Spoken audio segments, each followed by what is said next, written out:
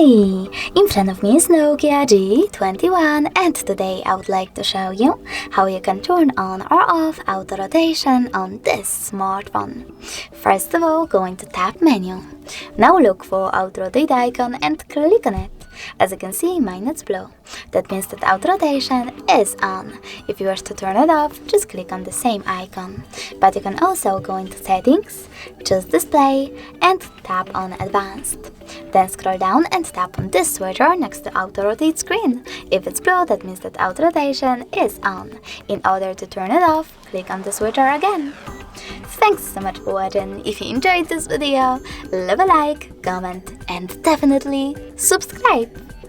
Bye!